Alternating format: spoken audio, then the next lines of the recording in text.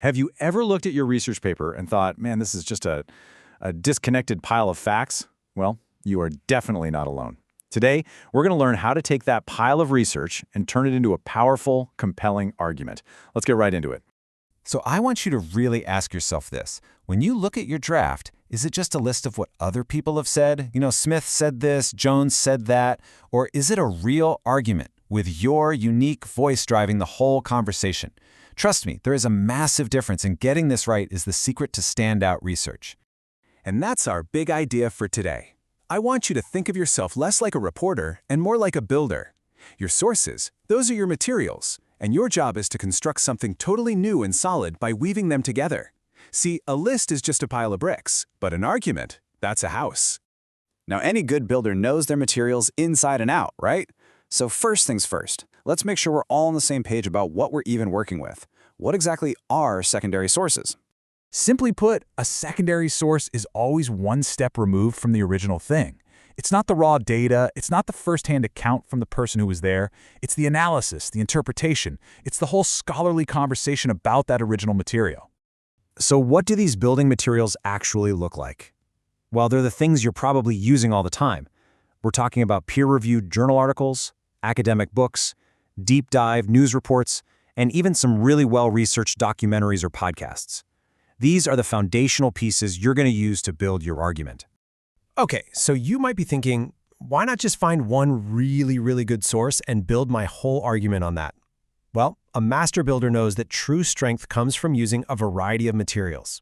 And the master researcher? They know the real magic happens when you put your sources into a conversation with each other. See, when you start comparing sources, you begin to see the bigger picture. You can spot patterns that run across the field, notice these crucial differences in perspective, and you get a much better sense of which sources are the most credible. All of this lets you build a way more robust argument and shows you actually get the ongoing conversation happening in your field. All right, you've gathered your materials. Now comes a critical step, the inspection. You would never build a house without checking your lumber and your concrete first, right? You have to know the quality, the strengths, and the weaknesses of every single piece you plan to use.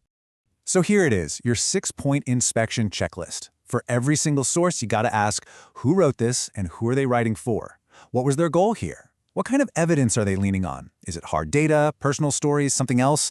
What's their main point, their core argument? Where was it published? And this one's so important.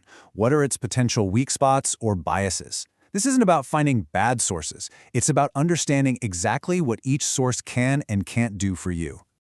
Okay, our materials are inspected and ready to go. Now it's time to pull out the blueprint.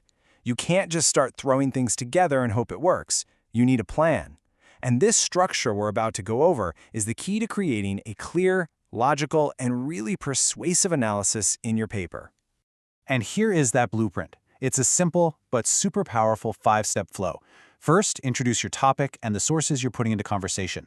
Then, spend some time on where they agree and then where they disagree. But the real key is step 4, explaining exactly how each one contributes to your project. Finally, you just wrap it up by summarizing their relationship. Theory is one thing, but let's actually see what this blueprint looks like in practice, right? We're going to take a quick tour of a model home that's built around the topic of how social media affects mental health. Okay, so here are our 2 building materials. We've got source 1 from a psychology journal, and it's all about the clinical data, anxiety, depression, that kind of thing.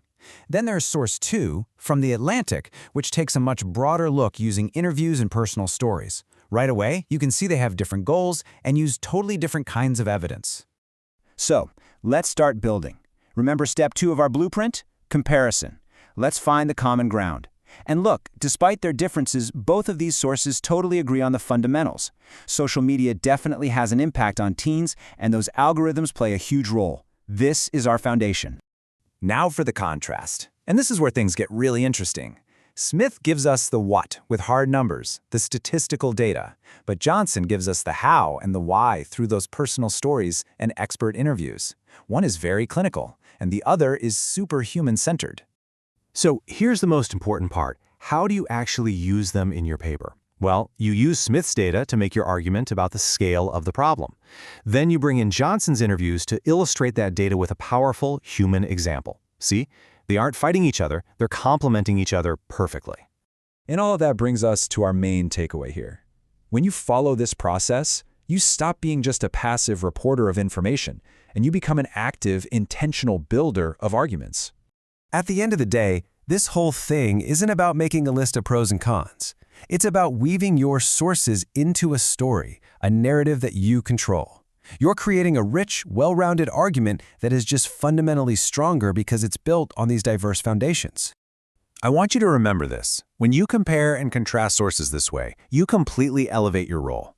You're not just another voice participating in the conversation. No, you are the architect designing the conversation. You get to decide which voices to bring in, where to place them, and how they all work together to build your point. So as we wrap up, I'll leave you with this one thought. You have the tools. You have the blueprint. The only question left is, what conversation will you build? Now go build something amazing.